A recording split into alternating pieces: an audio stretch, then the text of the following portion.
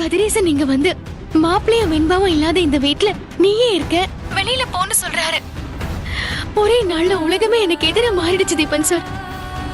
மல்லி, இப்போ உங்க சிச்சுவேஷன் ரொம்ப வர்ஸ்டா தான் இருக்கு. நான் இப்பவே போய் விஜய் பாக்குறேன், நிச்சயமா அவர்கிட்ட பேசுறேன். சீக்கிரமா விஜய் வீட்டுக்கு வரதுக்கு ஏற்பாடு பண்ணுவோம். அவர் வந்துட்டாருன்னா அப்புறம் எல்லா பிரச்சனையுமே சரியாயிடும். நான் இன்னைக்கே போய் பாக்குறேன். சீக்கிரம் விஜய் கிட்ட பேசுங்க சார். அவர் எப்படியாவது வீட்டுக்கு வர ஏற்பாடு பண்ணுங்க. எனக்கு இந்த சமயத்துல உங்ககிட்ட பேசுறது மட்டும்தான் நம்பிக்கையா இருக்கு. நான் உடனே இன்னைக்கே போய் அவரை பாக்குறேன். நீங்க வருத்தப்படாதீங்க, சரிங்களா? ப்ளீஸ் கொஞ்சம் நம்பிக்கையோட இருங்க.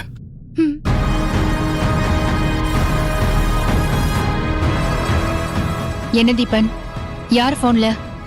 ஏன் இவ்வளவு அப்செட்டா இருக்க? விஜயோட ஃபேமிலியை பார்த்து நான் உண்மையிலே ரொம்ப பொறாமப்படுறேன். அவங்க வீட்டுக்கு போகும்போதெல்லாம் புருஷன் பொண்டாட்டினா இவங்கள மாதிரி தான் இருக்கணும்னு நினைப்பேன். அவ்வளோ ஃப்ரெண்ட்லியா இருப்பாங்க. ரெண்டு பேரும் வெண்பா மேல அவ்வளோ லவ் வச்சிருக்காங்க. அவங்க வீடு டெய்லியில ஏதோ ஒரு விசேஷ நாள் மாதிரியே இருக்கும்.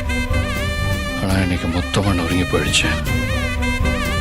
என்னை பார்க்கும் போதெல்லாம் மல்லியும் விஜயும், நீங்களும் தீபிகாவும் ஐஷுவும் 3 பேரும் ஒரு சந்தோஷமான ஃபேமிலியா சீக்கிரமே ஒண்ணு சேருவீங்கன்னு சொல்லிக்கிட்டே இருப்பாங்க. எனக்கு ஒரு சின்ன இன்சிடென்ட்னால அந்த குடும்பமே நொறுங்கி போய் கிடக்கு. Deepika, I'm sorry. நான் உன்னை வருத்தப்பட வைக்கிறதுக்காகலாம் இதை சொல்லல. மல்லி இப்ப ரொம்பவே ஃபீல் பண்ணி பேசினாங்க. அதை ஜஸ்ட் உன்கிட்ட ஷேர் பண்ணேன், அவ்வளவுதான். தப்பா எடுத்துக்காத. நீ தான் வெண்பாவை கண்டுபிடிக்கிறதுக்கு உன்னால முடிஞ்ச ஹெல்ப்பை பண்ணிட்டு இருக்கியே, அதனால உன் மேல எனக்கு எந்த வருத்தமும் இல்ல. பரவாயில்ல தீபன், நான் ஒன்னும் தப்பாலாம் எடுத்துக்கல. தீபிகா, இந்த கட்டத்துல நம்ம என்ன செய்ய முடியும்? ஏதாவது கொஞ்சம் சொல்ல. ரொம்ப பக்கமா போயிட்டு வெண்பாவை மிஸ் பண்ற மாதிரி ஆயிடுச்சு. இன்னும் கொஞ்சம் எஃபர்ட் எடுத்தா கண்டிப்பா வெண்பாவை பிடிச்சிடலாம். அதுக்கு ஏதாவது வழி இருக்கா தீபிகா? நேத்து அந்த ஆம்புலன்ஸ் பத்தின தகவலை எல்லா செக் போஸ்டுக்கும் அனுப்பியிருக்காங்க. அதனால அந்த ஆம்புலன்ஸும் சென்னை விட்டு தாண்டாது. இங்கதான் கண்டிப்பா எங்கேயோ அவங்க மறைஞ்சிருக்கணும். இங்கதான் எங்கேயோ மறைஞ்சிருக்கணும்னா கொஞ்சம் ட்ரை பண்ணா கண்டுபிடிச்சிடலாம்ல? கண்டுபிடிச்சிடலாம் தான். ஆனா எனக்கு கொஞ்சம் டைம் கொடு. நான் அந்த இன்ஸ்பெக்டர் கிட்ட பேசி என்ன பண்றதுன்னு டிஸ்கஸ் பண்ணிட்டு சொல்றேன். Thank you Deepika, thank you so much.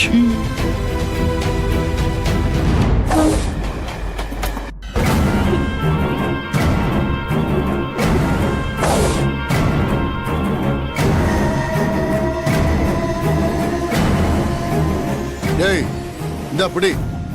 இந்தா இந்தா பிடி. பிடி. சாப்பாடு வர்றதுக்கு கொஞ்சம் லேட் ஆகும். அது வரைக்கும் இந்த பிஸ்கட்டை சாப்பிடுங்க. யாரும் சாப்பிடாம இருக்கக்கூடாது, புரிஞ்சுதா?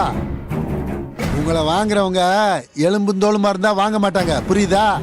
ஒழுங்கா சாப்பிடணும், புரியுதா?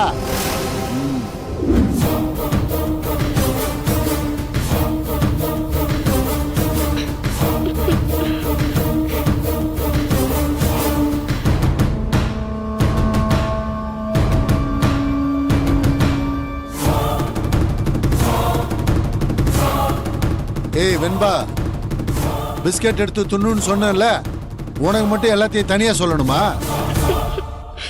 ஏய், ஏன் அழுவுற? எனக்கு ஃபீவர் அங்கிள்.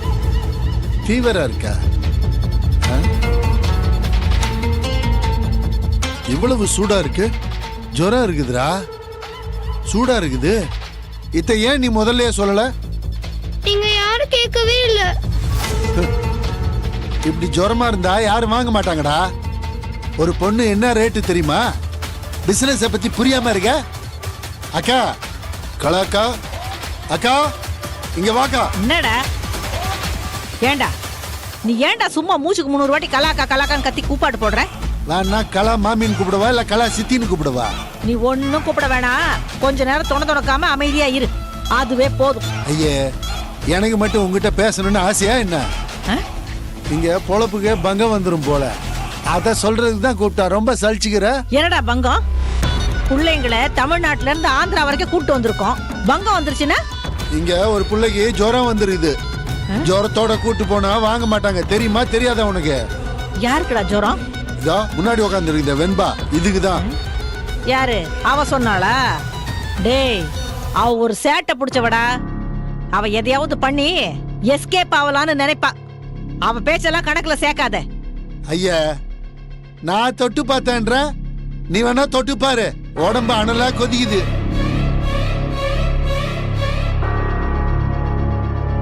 ஐயோ, ஆமாண்டா, என்னடா பண்றது?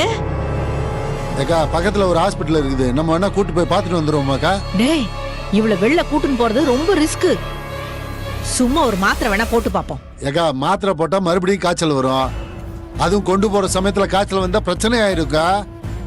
ஊசி போட்டாதான் சரியாகும். அப்ப ஒண்ணு செய், வெங்கின்னு இங்க ஒரு கம்பவுண்டர் இருப்பான், அவனை இங்க கூட்டிட்டு வா. அவன் ஏதாவது ஊசி போட்டு சரி பண்ணிடுவான். ஆ? வெங்கியா? ஆ, ஆ. வெங்கி ஊசி போட்டா சரியாயிடும். ஆ, ஆ. சரி நான் போய் கூட்டு வரேன்.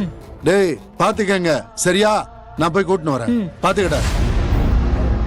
ஏய், அவங்க வந்து ஊசி போடுவாங்க, ஆ? அது வரைக்கும் நீ அழாம இருக்கணும், சரியா? ஆ, சரியாயிடும். ஆ.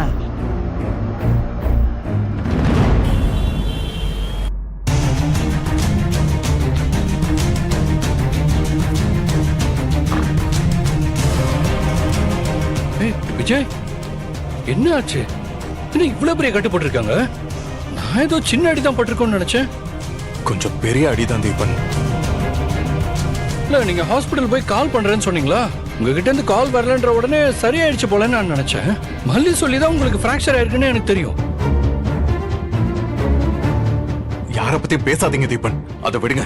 விஜய், 1-2 நாள்ல சரியா போற விஷயத்த இப்படி ஜென்ம பகை மாதிரி பேசுறீங்களே. விஜய், நாளைக்கே கூட வெண்பா கிடைச்சிருவா. அதுக்கப்புறமும் நீங்க மல்லிகிட்ட இப்படிதான் நடந்துப்பீங்களா? என் பொண்ணு சீக்கிரம் கிடைச்சிடணும்னு நான் கடவுள்கிட்ட வேண்டிக்கிறேன் தீபன். ஆனா என் பொண்ணு கிடைக்கிறத மட்டும் லேட் ஆச்சுன்னா எனக்கு உங்க மேலயுமே கோவம் வரும். நீங்க அந்த இடத்துல இருந்தும் தானே என் பொண்ணை தொலைச்சிங்க. விஜய், நடந்த விஷயத்த நீங்க கொஞ்சம் சரியா புரிஞ்சுக்கணும். நானும் மல்லியும் வெண்பாவை எக்ஸிபிஷன் கூட்டிட்டு போயோ இல்ல பீச்சுக்கு கூட்டிட்டு போயோ தொலைக்கல. ஐ மீன், அங்க நடந்த எதுவும் எங்க கேர்லெஸ்னஸ்னால அது நடக்கல. உங்களுக்கும் மல்லிக்கும் வேண்டாதவங்க யாரோ இதை திட்டம் போட்டு பண்ணிருக்காங்க. அண்ட் நடந்த விஷயத்த அனலைஸ் பண்ணி பார்த்தா இது வெண்பா வீட்டுல இருந்தா கூட நடந்திருக்கும். இது சைல்ட் மிஸ்ஸிங் இல்ல விஜய், கிட்னாப். இதை நீங்க வேற மாதிரி தான் பார்க்கணும். எங்களுக்கு வேண்டாதவங்கன்னா உங்க மிஸ்ஸஸ் மட்டும் தான் தீபன். தீபிகா வேற ஒருத்தங்களா இருந்திருந்தா அவங்க போலீஸ் இன்ஸ்பெக்டர்னு கூட இந்நேரம் நான் பார்த்திருக்க மாட்டேன். அவங்களை என்ன செய்யணுமோ அதை செஞ்சு இந்நேரம் என் குழந்தைய நான் மீட்டிருப்பேன். அவங்க உங்க ஒய்ஃப்ங்கிறதுனால தான் என்னால சிவியரா நடந்துக்க முடியல. தீபிகாவை அதை யூஸ் பண்ணிக்கிட்டு நல்லா தெளிவா எஸ்கேப் ஆகிட்டு இருக்காங்க. விஜய், இந்த விஷயத்துல தீபிகா மேல எந்த தப்பும் இல்ல. தீபிகா அதுல இன்வால்வும் ஆகல. இன்னும் சொல்ல போனா தீபிகா நமக்கு வெண்பா கிடைக்கணுங்கிறதுக்காக நிறைய ஒர்க் பண்றா, இன்ஃபர்மேட்டிவா பேசிட்டு இருக்கா. அந்த கேங் சம்பந்தப்பட்ட டீடைல்ஸ் எல்லாம் கலெக்ட் பண்ணிட்டு இருக்கா. அந்த கேஸை பாக்குற இன்ஸ்பெக்டர் கிட்ட இந்த கேஸை எப்படி ஹேண்டில் பண்ணணும்னு கூட டிஸ்கஸ் பண்ணிட்டு இருக்கா. நிச்சயம் தீபிகா வெண்பாவை மீட்டு கொண்டு வந்துருவா விஜய். இப்ப கூட அவளும் என் கூட வந்து உங்களை பார்க்கணும் தான் சொன்னா. ஆனா நான் தான் நீங்க கம்ஃபர்டபுளா ஃபீல் பண்ண மாட்டீங்கன்னு சொல்லி அவளை விட்டுட்டு வந்துட்டேன். விஜய், அவ பழைய தீபிகா இல்ல விஜய். அது கூடி செய்யற உங்களுக்கே புரியும். நீங்க என்ன வேணாலும் சொல்லுங்க தீபன், என் உள் மனசுல சில விஷயங்கள் படுது. நீங்க மல்லி தீபிகா நீங்க 3 பேரும் சம்பந்தப்பட்டு தான் என் பொண்ணு காணாம போயிருக்கா. உங்க 3 பேரையும் என்னால மன்னிக்கவே முடியாது. விஜய், நீங்க என்னையும் தீபிகாவையும் தப்பா நினைக்க, நான் அதை ஸ்டாப் பண்ணவே மாட்டேன். ஆனா மல்லியை நீங்க தப்பா நினைக்கிறதுல அர்த்தமே இல்ல விஜய். அவங்க எவ்வளவு அழுதாங்க தெரியுமா, எவ்வளவு துடிச்சு போயிட்டாங்க தெரியுமா. உங்க அளவுக்கு அவங்களுக்கும் பெயின் இருக்கு விஜய். நீங்க அவங்கள ரொம்ப காயப்படுத்துறீங்க. அன்னைக்கு மார்ச்சுவல்ல போய் அவங்க குழந்தைய தேட்டப்ப கூட அவங்க ரொம்ப உடஞ்சு போயிட்டாங்க. ஆனா அவங்கள இன்னும் ஹர்ட் பண்ற மாதிரி நீங்க வீட்டுக்கே வராம ஆபீஸ்லயே ஸ்டே பண்றீங்க. அதுக்கு அவங்க எவ்வளவு ஃபீல் பண்ணாங்க தெரியுமா. செத்து போயிடலாம் போல இருக்குன்னு என்கிட்ட சொன்னாங்க. தீபன், உங்க யாருக்கும் நான் எவ்வளவு அழறேன்னு தெரியாது, எவ்வளவு காயப்பட்டிருக்கேன்னு தெரியாது. இவ்வளவு கால் வலியோட கூட என்னால இங்க இருக்க முடியல, ஹாஸ்பிட்டல்ல படுத்து இருக்க முடியல. என் பொண்ணை பத்தி சின்ன தகவல் கிடைச்சிராதா, நான் போய் அவளை மீட்க மாட்டானா நான் தவிச்சுக்கிட்டு இருக்கேன். ஆனா நீங்க சம்பந்தம் இல்லாததெல்லாம் பேசிக்கிட்டு இருக்கீங்க. உங்க மேல எனக்கு கொஞ்சம் மரியாதை இருக்கு, அதனால இங்க யார பத்தியும் பேசாதீங்க. நான் என் பொண்ணை பத்தி மட்டும் தான் நினைச்சுக்கிட்டு இருக்கேன். நான் தனியா அமைதியா இருந்துகிட்டு இருக்கேன். Please leave me alone Deepan. Vijay, நீங்க என்ன சொன்னாலும் நான் போக மாட்டேன். நான் இங்கே இருந்து உங்களை டிஸ்சார்ஜ் பண்ணி வீட்டுல கொண்டு போய் விட்டுட்டு தான் போவேன். அதனால நீங்க ரெஸ்ட் எடுங்க, நான் பேசாம இங்கேயே உட்கார்ந்துருக்கேன்.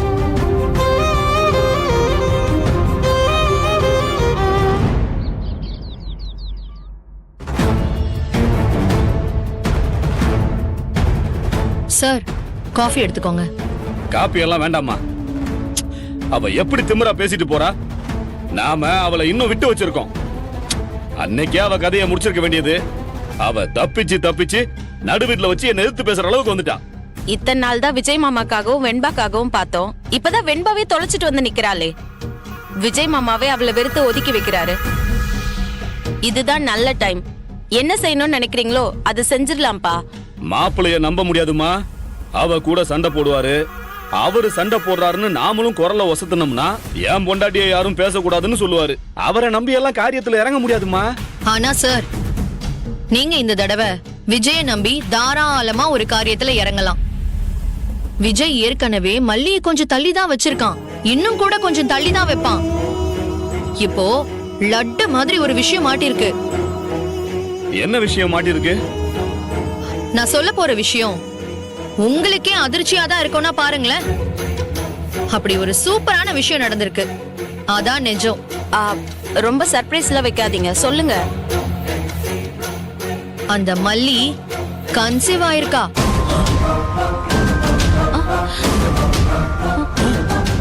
என்னம்மா சொல்ற? கன்சீவ் ஆயிருக்காளா? ஆமா சார், அதான் இப்போ லேட்டஸ்ட் நியூஸ், ஹாட்டஸ்ட் நியூஸ். அவ கன்சீவ் ஆயிருக்கா. அவ குழந்தையெல்லாம் பெத்துக்கவே மாட்டேன், வெண்பாவை தான் குழந்தையா வச்சுப்பேன்னு சொல்லிட்டு இருந்தா. நீங்க என்ன ராஜி திடீர்னு குண்டு தூக்கி போடுறீங்க? அப்படிதான் முதல்ல சொல்லி விஜயையும் ஏமாத்தி வச்சிருந்தா.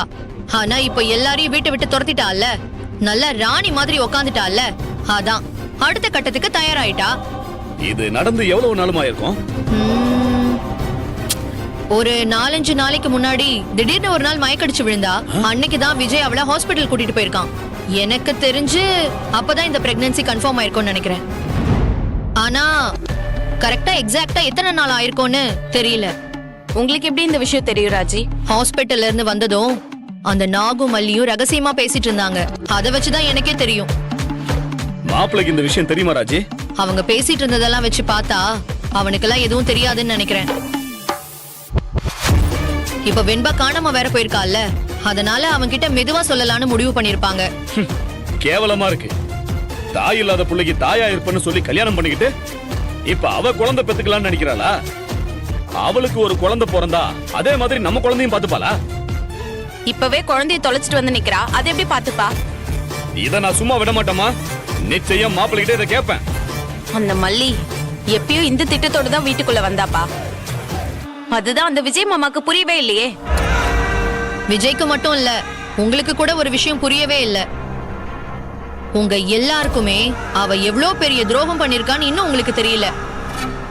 என்னம்மா தெரியல? நீங்க எல்லாரும் அந்த மல்லி தற்செயலா தானே வெண்பாவை தொலைச்சிட்டான்னு நினைக்கிறீங்க. ஆனா அவ தற்செயலாலாம் ஒண்ணும் தொலைக்கல.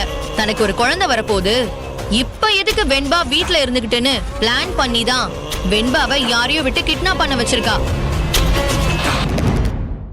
நீ சொல்றது மட்டும் உண்மையா இருந்தா அவ ஒரு நிமிஷம் இந்த வீட்ல இருக்க முடியாது. அவளை வெட்டி பொலி போட்டுருவேன். அவ என்ன நினைச்சுக்கிட்டு இருக்கா எங்களை?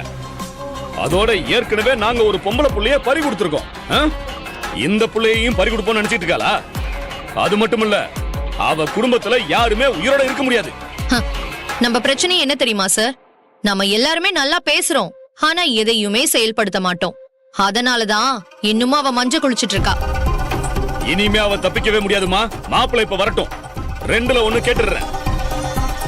1 வெண்பா இங்க வரணும், இல்லன்னா அந்த மல்லி இந்த வீட்டை விட்டு போகணும்.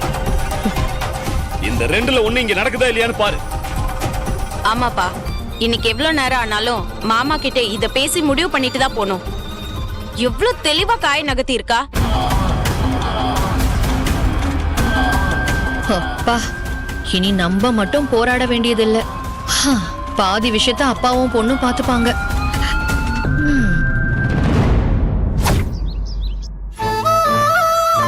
மல்லி, என்ன பண்ணிட்டு இருக்க? ஒரு 4-5 நாளாவே எந்த வேலையும் செய்யல. வீட்ல எல்லா இடத்துலயும் தூசி படிஞ்சிருக்கு. வெண்பாக்கு தூசினா அலர்ஜி. அவ திடீர்னு வந்துட்டானா தும்மா ஆரம்பிச்சிடுவா. அதான் தூசி தட்டிட்டு இருக்கேன். இன்னும் வெண்பாவே கிடைக்கலையே மல்லி. கிடைச்சு அவ வரட்டும், அதுக்கப்புறம் இதெல்லாம் பண்ணலாம். நீ முதல்ல உட்கார்ந்து ரெஸ்ட் எடு.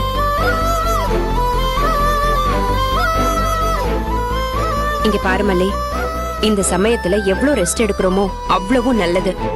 3 மாசம் ஆனதுக்கு அப்புறம் நல்லா வேலை செஞ்சுக்கலாம். வெண்பா வீட்ல இல்ல அண்ணி, அது ரொம்ப வருத்தமா இருக்கு. என் வயித்துல ஒரு குழந்தை இருக்கிறத நினைச்சு சந்தோஷப்படவே முடியல. வெண்பா ஞாபகமாவே இருக்கு. இன்னும் எத்தனை நாள்னு நினைக்கிற? இன்னும் 2-3 நாள் தான். வெண்பா கண்டிப்பா வந்துருவா. அதுக்கப்புறம் அவளும் உன் வயித்துல இருக்கிற குழந்தைய கொஞ்சிக்கிட்டே இருப்பா பாரு.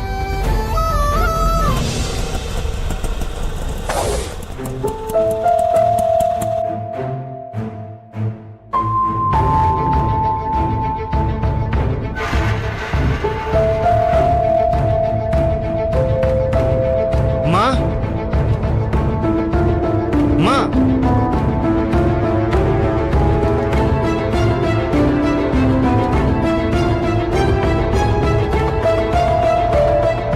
என்னன்னு ஏதாச்சும் பொருளை விட்டுட்டேனா? யார் மல்லி இது? அண்ணி, நான் வரும்போது இந்த அண்ணனோட ஆட்டோல தான் வந்தேன். என்னன்னு, என்ன விஷயம்? அம்மா, உங்க பொண்ணை காணோன்னு அழுதுட்டு இருந்தீங்கல்ல, என் மனசு கேட்கலம்மா. எங்க ஏரியால ஒரு அம்மா இருக்கா. அவ இந்த மாதிரி பிள்ளைகளை கடத்திட்டு போய் விக்கிற கும்பலோட வேலை செஞ்சிட்டு இருக்கா. மனசு கேட்காம அவகிட்ட போய் பேசினேம்மா. அவ சொல்றா, இது மாதிரி கடத்தின பிள்ளைகளை பெரும்பாலும் ஒரு இடத்துக்கு கொண்டு வந்துருவாங்களாம். அங்க இருந்துதான் அந்த பிள்ளைகளை பிச்சை எடுக்கிறதுக்கு இல்ல உறுப்புகளை திருடுறதுக்குன்னு பிரிச்சு அனுப்புவாங்களாம். போலீஸே அவங்கள தொட முடியாதாம்மா. ஆனா வேண்டப்பட்டவங்க யாராவது வந்து அவங்க அப்பா அம்மாவை கூட்டிட்டு வந்தாங்கன்னா அவங்க கிட்ட பணத்தை வாங்கிட்டு குழந்தைகளை திருப்பி கொடுத்துருவாங்கன்னு சொல்றாங்கம்மா. எனக்கு நீ அழுதது மனசுக்குள்ளேயே நின்னுச்சு. அதனாலதான் உன்னை கூட்டிட்டு போகலான்னு வந்தேம்மா. அவங்க இங்கதான் இருக்காங்கன்னா அவங்கள போலீஸ் புடிச்சு உள்ள போட வேண்டியதானே? எதுக்கு இன்னும் விட்டு வச்சிருக்காங்க? கொட்டையில போறவங்க. இப்படி எத்தனை அநியாயம் இந்த ஊர்ல நடக்குதுன்னு தெரியுமா? அதுக்கெல்லாம் கோவப்பட்டுட்டு இருந்தா நமக்கு தாமா நஷ்டம். நாம போய் நம்ம குழந்தைய காப்பாத்தி கூட்டிட்டு வந்துருவோம். நேரம் ஆச்சுன்னா அப்புறம் நம்ம குழந்தைய காப்பாத்த முடியாம போயிடும். அண்ணி, நான் போயிட்டு வரேன். நம்ம வெண்பா அங்க இருந்தா கூட்டிட்டு வந்துடுறேன். நீ தனியா போக வேண்டாம் மல்லி, நானும் உன் கூட வரேன். இல்லம்மா, அங்க நிறைய ஆளுங்களை உள்ள விட மாட்டாங்களாம்மா. ஒருத்தரை மட்டும்தான் விடுவாங்களாம். பொண்ணோட அம்மா இல்ல அப்பா அவங்கள மட்டும்தான் கூட்டிட்டு வரணும்னு சொல்லி அனுப்புனாங்கம்மா. அது எப்படிங்க எங்க பொண்ணை மட்டும் தனியா அனுப்ப முடியும்? நானும் கூட வருவேன். அது ஏதோ ஆபத்தான இடம்னு வேற சொல்றீங்க. அங்க போய் தனியா எங்க பொண்ணை அனுப்ப முடியுமா? அண்ணி, ஒன்னும் பிரச்சனை இல்ல, நான் போயிட்டு வந்துடுறேன். இல்ல மல்லி, அப்படியெல்லாம் உன்னை தனியா அனுப்ப முடியாது. நம்ம 2 பேரும் போறதுனா போவோம், இல்லனா விஷயத்தை போலீஸ் கிட்ட சொல்லி நம்ம காத்திருப்போம். மா, போலீஸ்க்கெல்லாம் போனா குழந்தைய பார்க்கவே முடியாது. அவங்க பெத்தவங்களுக்காக மட்டும்தான் கொஞ்சம் மனசு இறங்கி வருவாங்க. நீங்க என்ன வேணாலும் சொல்லுங்க, நானும் கூட வருவேன். கொஞ்சம் தூரம் வேணா தள்ளி நின்னுக்கிறேன். ஆனா மல்லி கூட அந்த இடத்துக்கு கண்டிப்பா வருவேன். அண்ணே, என் அண்ணியும் வரட்டும். அவங்க தள்ளி நின்னுப்பாங்க. நான் மட்டும் வந்து குழந்தைய பாக்குறேன். சரிம்மா. மல்லி, ஒரு நிமிஷம் இரு.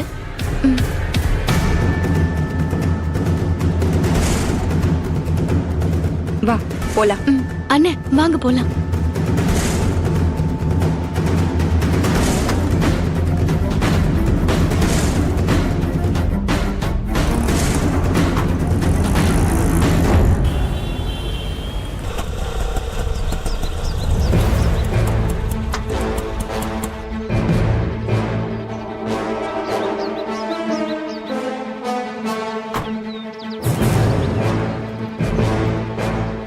அண்ணே, இங்கதான் வரேன்னு சொன்னாங்களா? ஆமாம்மா. மணி 4 ஆயிடுச்சு, என்ன இன்னும் வரலையே? இப்ப வந்துருவாங்கம்மா. ஒருவேளை நமக்கு எதுக்கு வம்புன்னு நினைச்சிட்டாங்களா? இல்லம்மா, இதுக்கு முன்னாடி 2-3 தடவை போய் குழந்தைய காப்பாத்தி கொடுத்துருக்காங்க. அதை சர்வீஸ் மாதிரி அவங்க பண்றாங்க. அதை கேள்விப்பட்டுதாம்மா நானே அவங்கள பார்க்கலாம்னு சொன்னேன். கண்டிப்பா வருவாங்கம்மா.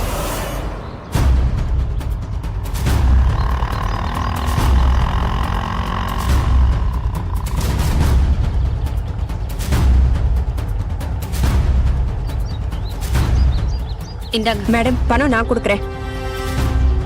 பணத்தை உள்ளவை. நீ குடுக்கற பணத்துக்காகலாம் நான் இங்க வரல. ஒரு பொன் குழந்தைய காப்பாத்துற பாக்கியம் கிடைக்க போகுதுன்ற சந்தோஷத்துல வந்திருக்கேன். நீ பேசாம இரு.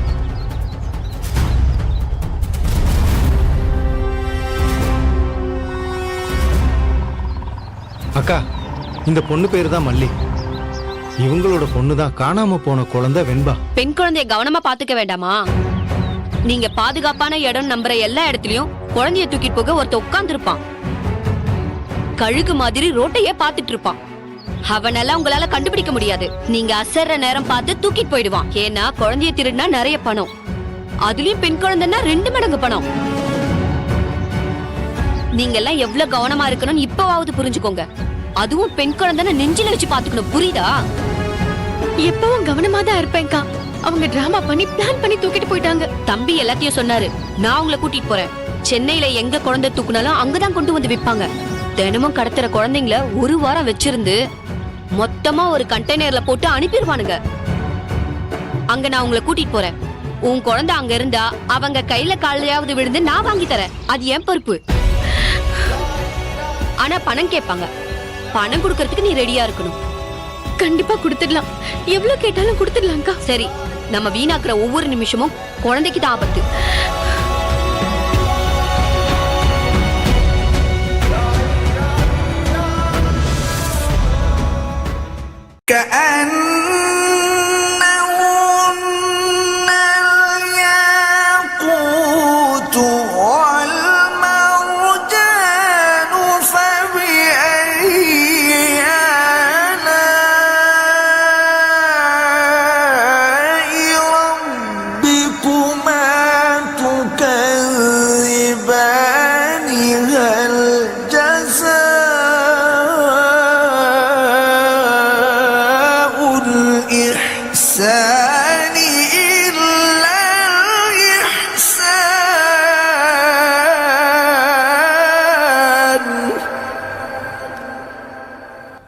فبأي آلاء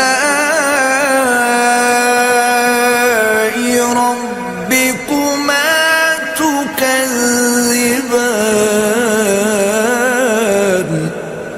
ऐ कायनात के मालिक हमारे गुनाह माफ़ फरमा, हमारी गलतियों से दरगुजर फरमा, हमें नफ़े वाला इल्म अता फरमा, इखलास वाला अमल नसीब फरमा। ऐ अल्लाह नेकी के रास्ते पे चलना हमारे लिए आसान बना दे, गुनाह और बदी से कल भी नफ़रत अता फरमा दे, बीमारों को शिफा दे दे, मकरूज़ों को कर्ज़ों से रिहा कर दे, तंग दस्तों को वुस्अत रिस्क दे दे, जो बेघर हैं उन्हें अपनी छत दे दे, जो बे औलाद हैं उन्हें साहिब औलाद कर दे।